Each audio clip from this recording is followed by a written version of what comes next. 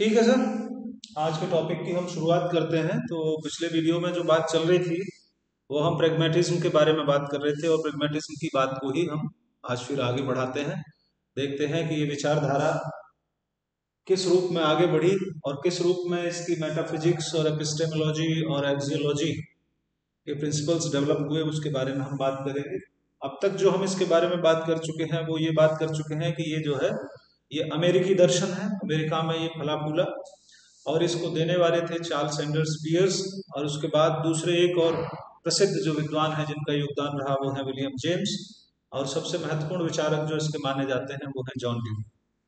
आधुनिक शिक्षा व्यवस्था, प्रजातांत्रिक शिक्षा व्यवस्थाओं को करने में जॉन ड्यूई का बहुत महत्वपूर्ण योगदान है, और कई सारे इसके नाम भी थे जिसके बारे में हमने बात की थी कि पियर्स इसको अर्थक्रियावाद या व्यवहारवाद कहते थे, विलियम जेम्स इसको अनुभववाद कहते हैं, और जॉन ड्यूई इसको करणवाद या पुनर्रचनावाद, और साथ ही साथ किलपैट्रिक इसको प्रयोजनवाद का नाम दे देते हैं।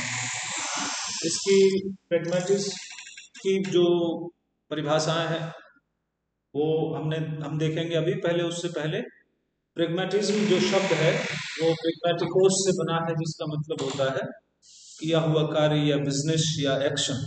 ठीक है, उसके बाद हमने कुछ इसकी परिभाषाओं को भी देखा था, तो वो परिभाषाएं मैं थोड़ा सा एक बार आपको फिर दिखा देता हूँ कौन कौन सी परिभाषाएं हैं, वो जरा आप एक बार देख लीजिए। दो परिभाषाओं के बारे में हमने चर्चा की थी। एक परिभाषा थी तो विलियम जेम्स की, जिसके बारे में बात की थी हमने। विलियम जेम्स ने इसको डिफाइन किया था कि व्यवहारवाद मन की एक स्थिति और अभिवृत्ति है, विचारों की सिद्धांतवादी विचारधारा है, तथा अंततः ये वास्तविकता संबंधी सिद्धांत है। ये हमने देखी थी विलियम जेम्स की। एक रॉस की और परिभाषा है बहुत अच्छी, इसके बारे में भी हमने बात की थी कि व्यवहारवाद मूल रूप से एक मानवतावादी दर्शन है जिसकी मान्यता है कि मनुष्य कार्य करके अपने मूल्यों का सृजन करता है और यह स्वीकार करता है कि वास्तविकता हमेशा निर्माण की अवस्था में रहती है तथा अपना कुछ अंश भविष्य के लिए भी छोड़ देती है। तो इन परिभाषाओं के बारे में हम लोग थोड़ा सा बात कर रहे थे। आज इसी मुद्दे को थोड़ा सा और हम लोग आगे बढ़ाएंगे, और इस मुद्दे में हम आज जो बात करने वाले हैं वो बात करने वाले हैं प्रयोजनवाद के जो विविध रूप हैं उनके बारे में। तो प्रयोजनवाद मुख्य रूप से 4 उपभागों में बांटा जाता है। ठीक है, मानवतावादी प्रयोजनवाद, प्रयोगवादी प्रयोजनवाद, जीव शास्त्रीय प्रयोजनवाद और नाम रूपी प्रयोजनवाद। ये जो मानवतावादी प्रयोजनवाद है, थोड़ा थोड़ा हम इन पर चर्चा करेंगे। इसके प्रमुख समर्थकों में जेम्स और शिलर। ठीक है, इसके बाद के ये सारे जो हैं ये जॉन ड्यूई के नाम के साथ एसोसिएट होते हैं। ठीक है, इन्होंने अलग अलग तरीके बताए हैं। ऊपर वाला जेम्स और शिलर का है। थोड़ा सा देख लें कि इनका मंतव्य क्या है, इस तरीके की जो प्रयोजनवादी विचारधाराएं विकसित हुई हैं उनका थोड़ा चर्चा करते हैं। जो मानवतावादी प्रयोजनवाद है, जो मानवतावाद है वो मानव पर सबसे ज्यादा फोकस करता है और इस बात पर बल देता है कि मानव प्रकृति को संतुष्ट करने वाली चीजें ही सत्य हैं। उन्हीं चीजों पर हम फोकस करेंगे जो हमारी नेचर को, हमारी नीड्स को, हमारी एम्बिशंस को फुलफिल जो चीजें करती हैं वही चीजें इंपॉर्टेंट है लाइफ में, और वही सत्य हैं। उन्हीं के चीजें हमें आगे बढ़ना चाहिए जो मेरे उद्देश्य को पूर्ति करें, जो मेरी आकांक्षाओं इच्छाओं को पूरा करें और जो मुझे उच्चतम शिखर की ओर ले जाएं, उन्हीं को हम सबसे ज्यादा वरीयता देते हैं। ये सोचना है मानवतावादी प्रयोजनवाद का। ठीक है, नेक्स्ट है प्रयोगात्मक प्रयोजनवाद। प्रयोगात्मक प्रयोजनवाद जैसा कि नाम से ही स्पष्ट है, ये जो एक्सपेरिमेंटल मेथड है उस पर बेस्ड है। इस विचारधारा में ये मान्यता है कि सत्य वही है, सत्य वही है जिसको सिद्ध किया जा सके। सत्य क्या है? जिसको एक्सपेरिमेंटल मेथड के थ्रू हम सिद्ध कर सकें वही सत्य है, उसी रियलिटी को हम एक्सेप्ट करेंगे। ये मानना है जो प्रयोगात्मक प्रयोजनवाद है, एक्सपेरिमेंटल प्रेग्मेटिज्म है, उसकी मान्यता है। जीव शास्त्रीय जो प्रयोजनवाद है, जीव शास्त्रीय प्रयोजनवाद, बायोलॉजिकल जो प्रेग्मेटिज्म है, वो जो है उसकी मान्यता क्या है? उसकी जो प्रमुख मान्यता है वो है वातावरण के साथ समायोजन। सर्वाइवल ऑफ द फिटेस्ट की बात करता है जीव शास्त्रीय दृष्टिकोण। डार्विन और लेमार्क के बारे में हम प्रकृतिवाद में भी बात कर चुके थे। तो वो ये कहते हैं कि भाई जो चीजें, जो गुण, जो काबिलियत हमारी वातावरण के साथ समायोजन करने में ऑप्टिमम एडेप्टेशन की बात होती है, हेल्प करती हैं, उन्हीं चीजों को हमें अपनी लाइफ में ज्यादा वेटेज देना चाहिए। तो ये जीव शास्त्रीय प्रयोजनवाद है। और ये एडेप्टेशन कौन कराता है, कौन इसमें मुख्य रूप से भूमिका निभाता है, तो वो है ह्यूमन माइंड, ब्रेन या माइंड कह लीजिए। मानव मस्तिष्क की बहुत महत्वपूर्ण भूमिका होती है। तो मानव मस्तिष्क के कार्य, उसके प्रकारों पर ये जो जीव शास्त्रीय प्रयोजनवाद है ये बहुत ज्यादा जोर देता है। एक है नाम रूपी प्रयोजनवाद, नॉमिनलिस्टिक इसको कह देते हैं, या इंस्ट्रूमेंटल प्रेग्मेटिज्म भी इसको कहा जाता है। इसको भी देने वाले जॉन ड्यूबी हैं। असल में दो तीन तरीके से इसको बताया है जॉन ड्यूबी ने। वो ये कहते हैं कि प्रयोग करते समय प्रयोगकर्ता को भावी परिणामों का जो आभास होने लगता है और जो परिणाम वास्तविक भी होते हैं, अनेक कार्यों को प्रयोग रूप में करते समय उसका परिणाम क्या होगा इसका पता चल जाता है। तो पहले से ही पहले हम उसके बारे में कुछ अजम्पशन, कुछ कंसेप्ट थोड़ा हम अपने दिमाग में बना लेते हैं नाम रूप फॉर्म में, उसको नाम रूपी प्रयोजनवाद कहते हैं। एक और तरीका है इसको समझने का, इस दुनिया की जो प्रकृति है वो नॉमिनलिस्टिक मानी गई है, नाम रूपी है, वो नाम रूप है। हर चीज को हम यहाँ नाम से और संज्ञाओं से विभूषित करके ही जानते हैं और समझते हैं। जैसे ये समझ लीजिए कि ये मेरे हाथ में एक पेन है और इसको हम इसके नाम से जानते हैं। अब इस पेन की सत्यता क्या है, इस चीज की सत्यता क्या है मेरे लिए, इसका जो रिप्रेजेंटेशन है मेरे दिमाग में जो बना हुआ है वो पेन नाम के कंसेप्ट से बना हुआ है। इसी तरीके से दुनिया में जितना भी ज्ञान है, जितनी भी चीजों को मैं जानता हूँ या समझता हूँ, उन सबको उनकी जो लाक्षणिक और उनकी जो फंक्शनलिज्म यानी कि कार्यात्मक जो विशेषताओं के आधार पर जो उन्हें नाम दे दिया जाता है, उसी के आधार पर हम ज्ञान को इकट्ठा करते हैं और उसी के आधार पर चीजों को हम जान पाते हैं। इसको नॉमिनलिस्टिक प्रयोजनवाद कहा जाता है कि जो प्रतीकात्मकता है, जो प्रत्ययात्मकता है चीजों को जानने समझने की, और ज्ञान की जो प्रवृत्ति है वो नामरूपी है। और नामरूपी होने के कारण हम चीजों को उनके प्रतीकात्मक अर्थ में ही जानते और समझते हैं। एब्सोल्यूट नॉलेज नहीं मिल सकती है कभी भी, जो नॉलेज मिलती है वो रिलेटिव नॉलेज मिलती है, नॉमिनलिस्टिक नॉलेज हमें मिलती है। तो ये चार तरीके के प्रयोजनवाद हैं, इनके रूप हैं, इनको थोड़ा सा ध्यान रखना पड़ेगा, इनमें कई बार सवाल आ जाता है। अब थोड़ा सा दार्शनिक पक्ष की ओर हम आगे बढ़ते हैं, दार्शनिक पक्ष में।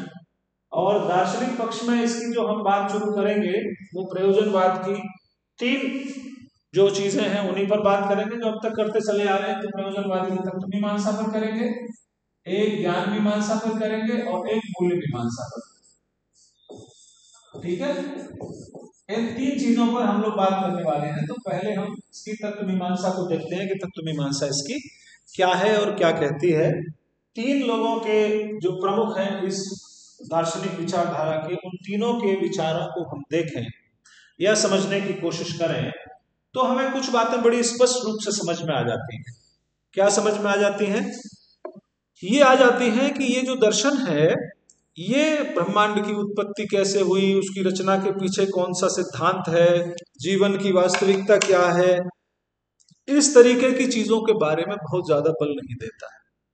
वो ये कहता है कि ये प्रश्न बहुत ज्यादा महत्व के नहीं है, उस तरफ ध्यान नहीं दिया जाना चाहिए, बहुत ज्यादा मेहनत नहीं की जानी चाहिए, बल्कि ये जो जीवन है मानव का, इसकी जो सामाजिक वास्तविकता है, इसकी तरफ ध्यान देकर हमें किस तरीके से हम बेहतर ढंग से समायोजित हो सकते हैं, किस तरीके से अपने लक्ष्यों को प्राप्त कर सकते हैं, उस बारे में विमर्श करना कहीं ज्यादा फलदायी होता है, ये हमें सोचना चाहिए। तो तीन कोटेशन हम लोग ले रहे हैं जो इसकी तत्व मीमांसा के बारे में थोड़ा सा इशारा करेंगी कि प्रयोजनवाद का जो मेटाफिजिक्स है उस मेटाफिजिक्स से रिलेशन में इन तीनों लोगों ने क्या क्या विचार व्यक्त किए हैं। तो जरा देखिए पियर्स क्या कहते हैं। पियर्स का कहना है कि सत्य संबंधी धारणाएं अस्थायी हैं, मतलब कोई भी ट्रुथ प्री डिटरमिन नहीं होता है, वो सब कुछ जिसे हम सत्य के रूप में जानते हैं वो आगे आने वाले समय में बदल सकता है। ठीक है, सत्य संबंधी धारणाएं अस्थायी हैं तथा उनमें निरंतर परिवर्तन होता रहता है। इस जगत में कुछ भी ऐसा नहीं है जिसको हम पूर्व सत्य के रूप में स्वीकार कर सकें। मतलब क्या पियर्स ये कहना चाह रहे हैं कि कोई ऐसी चीज नहीं है, कोई ऐसा एग्जिस्टेंस नहीं है जिसको हम सत्य के रूप में स्वीकार कर लें। पर जितनी भी धारणाएं हम सत्य के बारे में बनाएंगे वो सब की सब धारणाएं वो टेम्पररी हैं, वो बदल जाएंगी आगे आने वाले समय में। और सत्य को पूर्ण सिद्ध आधारों पर स्वीकार नहीं किया जा सकता कि पहले साहब किसी ने ऐसा किया था तो हम उसको मान लें, ऐसा नहीं हो पाएगा। बल्कि हमें अपने जीवन में अपने अनुसार सत्यों को सिद्ध करने का प्रयास करना पड़ेगा। तो पहली बात तो पियर्स की है, उन्होंने सत्य के ही अस्तित्व को नकार दिया। अब सत्य संबंधी समस्त धारणाओं को जब अस्थायी हम स्वीकार कर लेंगे तब फिर कुछ तो मानना पड़ेगा। तो फिर ये एक शब्द पर बहुत बल देते हैं, तीनों के ही सेंटेंसेस का आपको कंक्लूजन लगेगा, वो है परिवर्तन। ये सब कहते हैं कि सब कुछ परिवर्तनशील है, इस दुनिया में जो कुछ है वो सब बदल रहा है और संपूर्ण विश्व परिवर्तनशील है, परिवर्तन ही सबसे बड़ा सत्य है।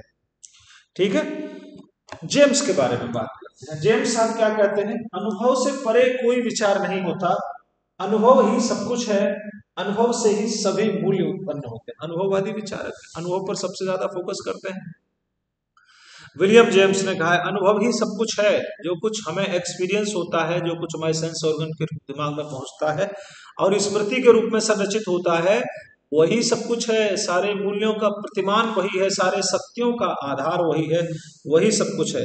सत्य निरपेक्ष नहीं होता है, ये कहते हैं विलियम जेम्स। वो ये कहते हैं कि सत्य जो है वो अनुभवाश्रित है, वो एक्सपीरियंस पर बेस्ड होता है और सत्य का जो मूल्य है मानव के लिए वो व्यवहारिक होता है। सत्य का मूल्य व्यवहारिक है। जीवन में कोई भी एब्सोल्यूट जैसी चीज नहीं होती है, बल्कि ये बदलते रहते हैं और अनुभव से बड़ी कोई चीज नहीं है।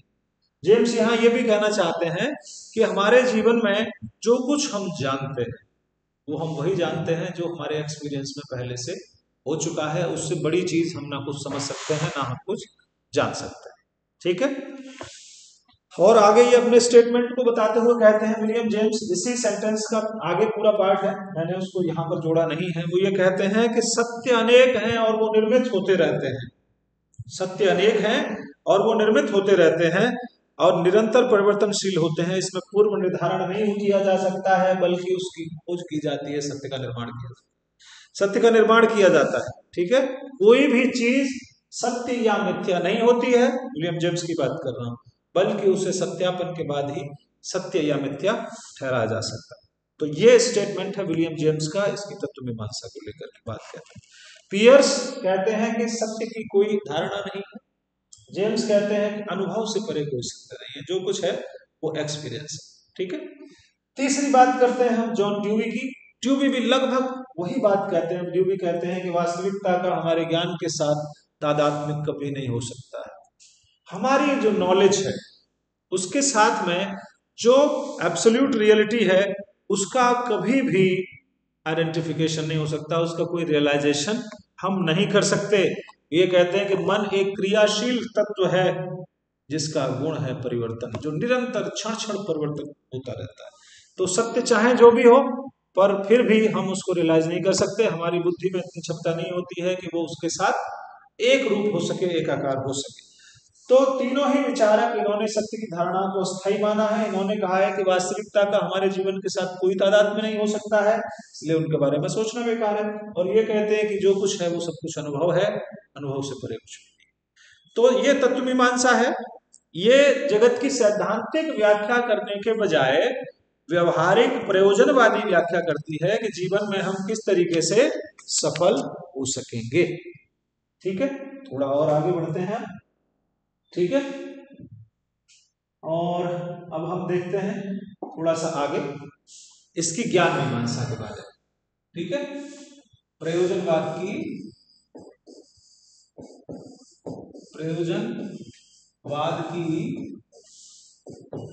ज्ञान मीमांसा, एपिस्टेमोलॉजी ऑफ प्रैग्मेटिज्म, इसके बारे में बात करेंगे कि ज्ञान क्या है।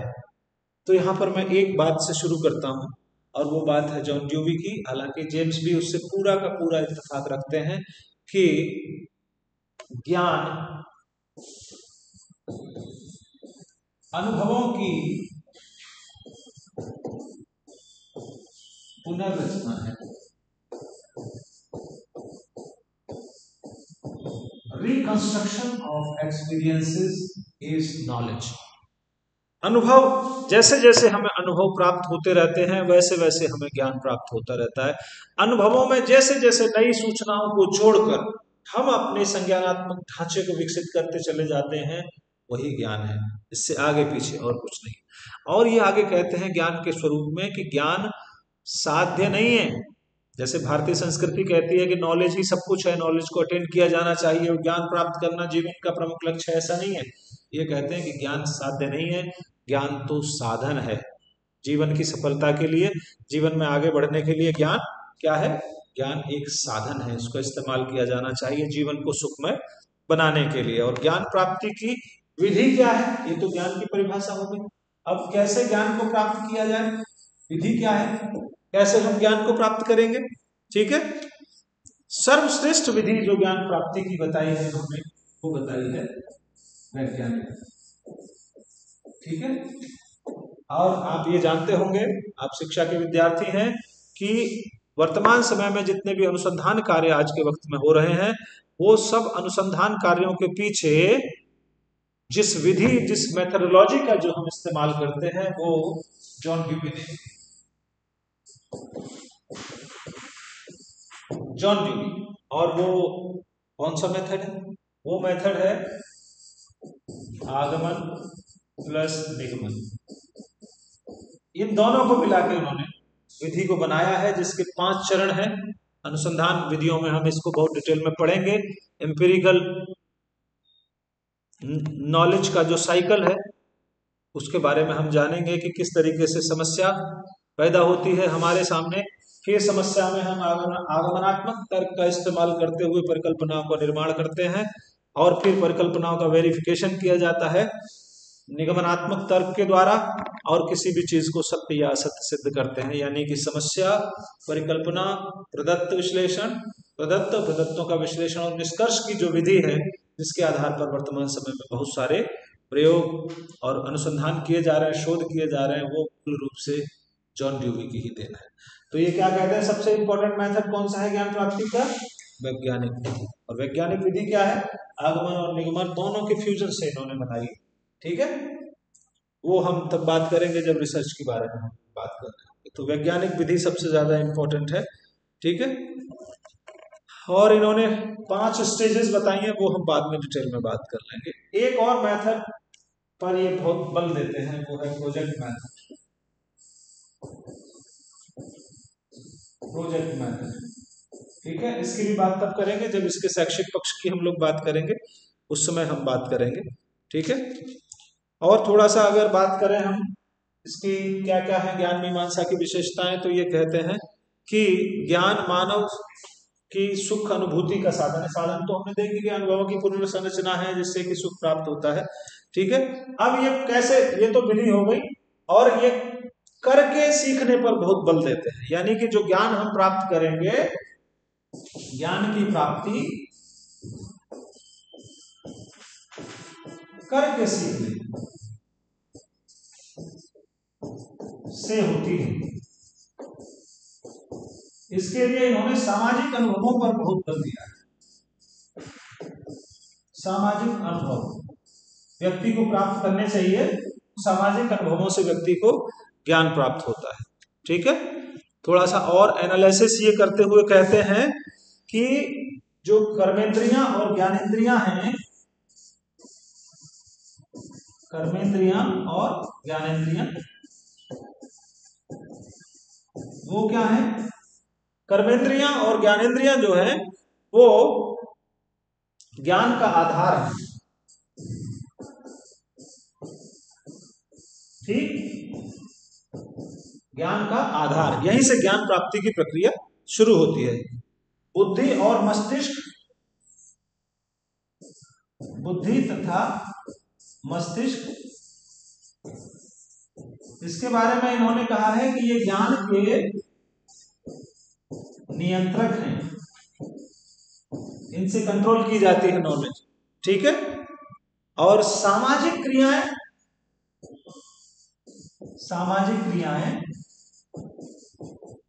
ज्ञान का माध्यम, ठीक।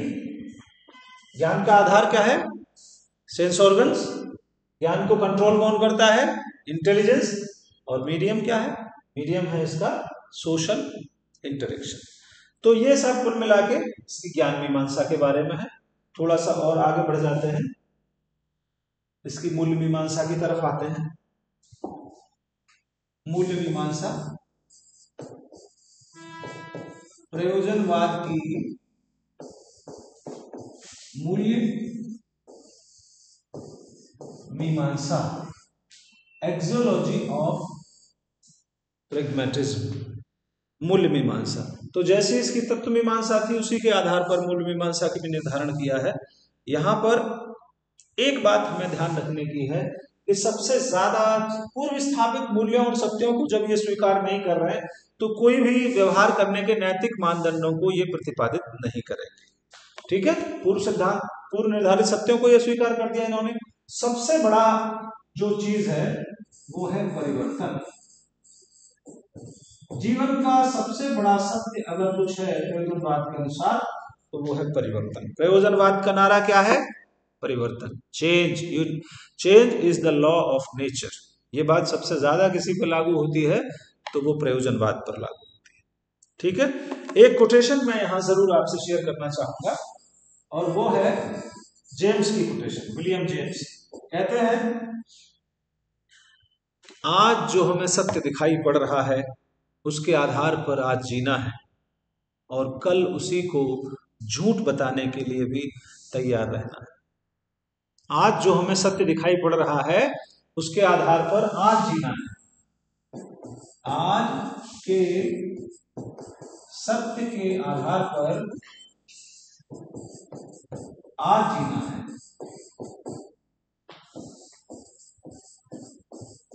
तथा कल उसी को झूठ बताने को तैयार रहना है, ठीक है। कल उसी को झूठ बता देंगे, यानी कि कोई भी ऐसी चीज फिक्स नहीं है जिसको हम सत्य के रूप में स्वीकार कर लें। जैसा आज है उसके हिसाब से आज जीना है, कल आएगा कल देखेंगे, परसों आएगा परसों देखेंगे। तो कोई पूर्व स्थापित नियम मूल्य ये प्रयोजनवाद नहीं देता, इसीलिए मूल्यों की कोई परिभाषा इन्होंने नहीं दी है। इन्होंने कहा है कि जो भी मूल्य है मानव जीवन के वो क्षण क्षण बदलते रहते हैं और मानव मूल्यों को बदलता और निर्माण करता रहता है, सृजन करता है, मूल्यों का पालन करता नहीं है, ठीक है। और मूल्य हमेशा निर्माण की अवस्था में ही रहते हैं, बदले नहीं जा सकते। मतलब वो स्टैटिक नहीं होते, वो डायनेमिक होते हैं, उनका निर्माण किया जाता है, ठीक है। तो परिवर्तन सबसे बड़ी चीज है, परिवर्तन ही सबसे बड़ा मूल्य है। जैसी परिस्थिति हो उसके हिसाब से वैसा व्यवहार मानव को करना चाहिए जिससे अधिकतम व्यक्तिगत और अधिकतम सामाजिक हित की प्राप्ति हो। तो ये सब इसकी तत्व मीमांसा, मूल्य मीमांसा और ज्ञान मीमांसा। अब हम इसके कुछ बेसिक प्रिंसिपल्स पर थोड़ी सी बात कर लेते हैं, ठीक है। मूल सिद्धांत प्रयोजनवाद के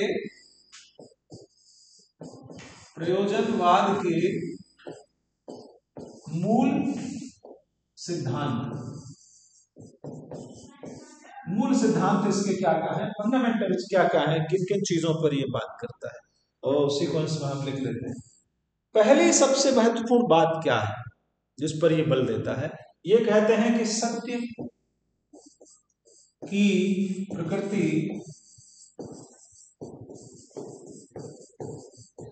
परिवर्तनशील है। इस परिवर्तन पर अभी सबसे ज्यादा फोकस कर रहे थे। ये कहते हैं जो भी ट्रुथ, जो कुछ भी है इस लाइफ का वो चेंज होता है, परिवर्तनशील है, उसमें परिवर्तन आता है, ठीक। और प्रयोजनवाद क्या कहता है? यह दर्शन उपयोगिता पर बल देता है, उपयोगिता पर बल देता है।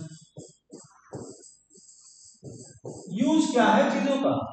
अगर यूज है तब सही है, अगर कोई यूज नहीं है तो बेकार की चीजें, कूड़ा है उसको साइड कर दें। ठीक है। और क्या कहता है ये, यह क्रिया को प्रधान, क्रिया को प्रधान तथा ज्ञान को गौड़ स्थान देता है। सबसे महत्वपूर्ण क्या है जीवन में, एक्शन। एक्शन इंपॉर्टेंट है, कर्म महत्वपूर्ण है, ज्ञान कम महत्वपूर्ण। दिमाग में कितने भी अच्छे अच्छे विचार करते रहिए, सोचते रहिए, सब फालतू की चीजें हैं, जब तक कि वो क्रिया के रूप में प्रस्फुटित नहीं हो रही है, प्रकट नहीं हो रही। ठीक। और क्या कहते हैं ये, परंपराओं और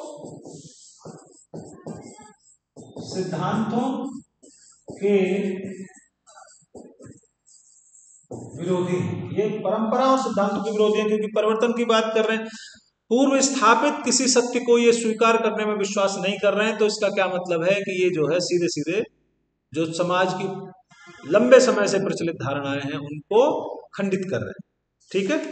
और क्या करते हैं प्रयोजनवाद साहब, सामाजिक जीवन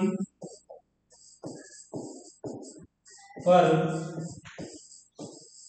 बल देता है, देता है या देते हैं, कुछ भी लिख लीजिए। ठीक है। सामाजिक जीवन पर बल देता है। सोशल लाइफ बहुत इंपॉर्टेंट है। प्रोजेक्ट मेथड पूरा साथ काम करने के ऊपर डिपेंड है, कोलैबोरेशन पर डिपेंड करता है पूरा प्रोजेक्ट मेथड पर, जब बात करेंगे तब। ठीक है। और क्या करता है प्रयोजनवाद, लचीलापन, लचीलेपन पर विश्वास। कुछ भी फिक्स नहीं है लाइफ में, इसलिए फ्लेक्सिबल रहो, ये बात करते हैं ये। ठीक है। और क्या करते हैं, समाज का उपयोगी नागरिक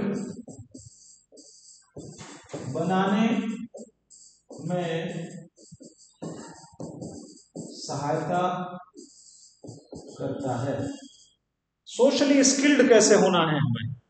ठीक है। आगे बात करेंगे कि जो सामाजिक कुशलता का जो लक्ष्य शिक्षा में निर्धारित किया है प्रयोजनवाद ने, वो क्या है, और सामाजिक कुशलता कितने तरीके की होती है, विधेयात्मक, निषेधात्मक और जितने भी प्रकार है उन पर बात होगी आगे। ठीक है। तो सामाजिक रूप से कुशल व्यक्ति बनाने में मदद करता है, समाज को बहुत महत्वपूर्ण स्थान देता है। ठीक है। और आध्यात्मिकता को नकारता है, आध्यात्मिकता को नकारता है। ये सब ईश्वर, ये परमात्मा, आत्मा, ये सब जो चीजें हैं ये बेकार की हैं, इनका कोई मतलब नहीं है। ठीक है। ये सुखवादी अवधारणा है, सुखवादी अवधारणा। ठीक है। प्लेजर प्रिंसिपल पर बेस्ड है, जीवन को ज्यादा से ज्यादा सुखमय किस तरीके से बनाया जाना चाहिए। और समाज के जितने भी नियम हैं, जितने भी सिद्धांत, जितनी भी परंपराएं, जितने नीति नियम बनाए जाने चाहिए, उसमें क्या करना चाहिए, समाज के अनुरूप वो होने चाहिए, समाज के विकास के अनुरूप वो होने चाहिए। तो ये चीजें साहब हैं प्रयोजनवाद की मुख्य मुख्य दार्शनिक बात। अब आगे जो हम बात करने वाले हैं वो बात करने वाले हैं इसके शैक्षिक पक्ष की, इसके उद्देश्य क्या होंगे, इसकी शिक्षण विधियां क्या होंगी, पाठ्यक्रम क्या के बारे में ये क्या कहता है, उन सब के बारे में हम बात करते हैं नेक्स्ट वीडियो में। आज के लिए इतना ही काफी है। अब मुलाकात होगी हमारी नेक्स्ट वीडियो में। Thank you so much.